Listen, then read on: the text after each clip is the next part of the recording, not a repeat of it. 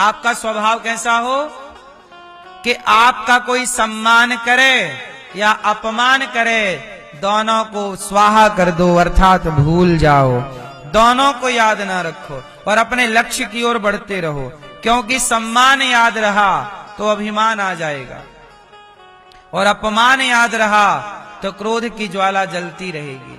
इसलिए जो भक्त है वो अग्नि की तरह स्वभाव रखता है। कोई सम्मान करे तो कोई फर्क ना पड़े, अपमान करे तो कोई, आप हमारी आरती उतारो या आप हमें गाली दो, हमें कोई फर्क नहीं पड़ता। हम अपने लक्ष्य में अपने कार्य की ओर बढ़ते चलते हैं, ईश्वर की ओर चलना है। कहाँ उलझेंगे आपसे बताओ?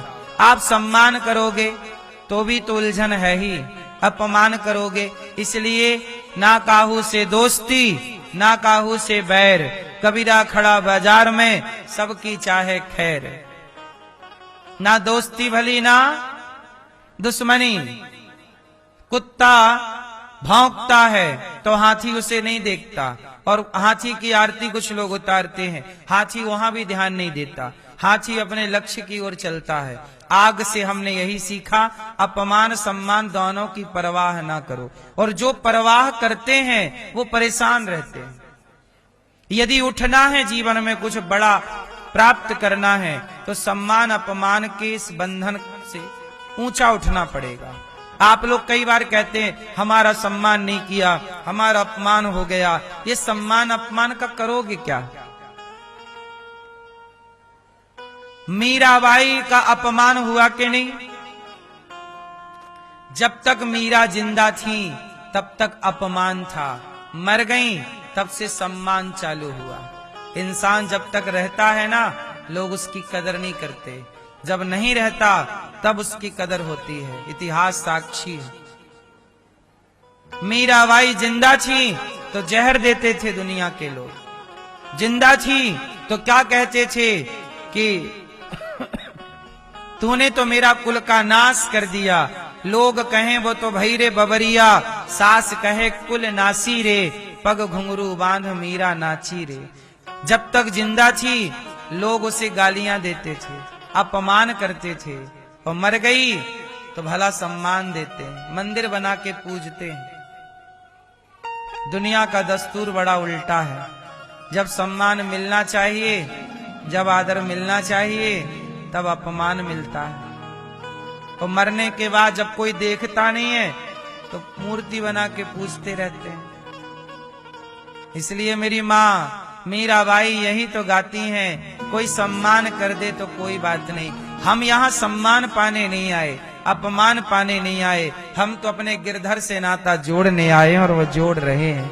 और मीरा ने जोड़ा, वो उलझ जाती कि तुमने मुझे जहर दिया, तुमने मेरा अपमान किया, तो वो अपने लक्ष्य से भटक जाती। इसलिए अग्नि गुरु बनाती, अग्नि को गुरु बनाओ और सीखो कि सब कुछ स्वाहा।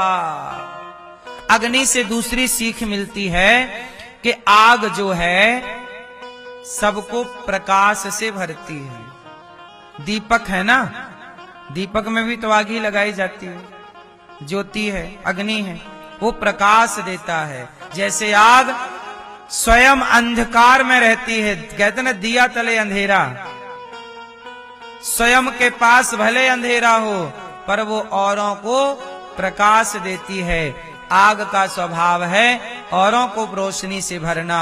आप भी जीवन में औरों को खुशियों से भरते रहिए, यही आग सिखाती है। औरों को खुशियां देते रहिए, औरों को रोशनी दिखाते रहिए, औरों को रास्ता बताते रहिए। बस एक दिन दीपक जला तो किसी ने कहा दीपक तू जला तो है पर बुझ जाएगा। दीपक बुझने को जलता है, दीपक बुझने को जलता है। तो दीपक से कहा कि तू बुझ जाएगा, तब दीपक बोला कि बुझ तो जाऊंगा पर बुझने से पहले हजारों को रास्ता दिखा चुका होऊंगा। मैं बुझने से पहले आप भी हजारों को मार्ग दिखा दीजिए, फिर बुझ जाइए, क्योंकि बुझना तो सबको है, लेकिन बुझने के पहले रास्ता दिखा दीजिए। स्वामी विवेकानंद जी का दीपक बुझा, उसके पहले उन्होंने रास्ता दिखा दिया। झांसी की रानी का दीपक बुझा, उसके पहले उन्होंने रास्ता दिखा दिया। शिवाजी का दीपक बुझा, उसके पहले उन्होंने लाखों को रास्ता दिखा दिया।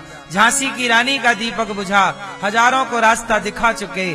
हम और आप भी अपने जिंदगी का दीपक बुझाएं, उसके पहले औरों के जीवन में प्रकाश भर दें, खुशियों का आनंद भर दें, और कुछ ऐसा कर लें कि हमारे जाने के बाद भी हमारे उस ज्ञान की, हमारे उस मार्ग के रास्ते पर चल करके लोग अंधकार नहीं रोशनी पाते रहें। ये आग को गुरु बनाकर आप सीख सकते हैं। ऐसे दत्तात्रेय जी ने 24 गुरु बनाए। सीख, कहीं से भी सीख मिले ग्रहण कर लो। जो व्यक्ति सीखता रहता है वो व्यक्ति एक दिन महान जरूर होता है। जो लोग सीखते नहीं है ना, इसलिए मेरी माँ, हर दिन कुछ नया सीखो, हर दिन कुछ नया करो, कुछ नया प्रयास करो। हर दिन एक नई ऊर्जा के साथ जागो और कुछ नया करके दिखाओ। याद रखना कि नया ना करोगे तो आप चल नहीं सकते। हर साल मोबाइल अपडेट हो जाते हैं, हर साल मोबाइल, सॉफ्टवेयर, कंप्यूटर, गाड़ियां।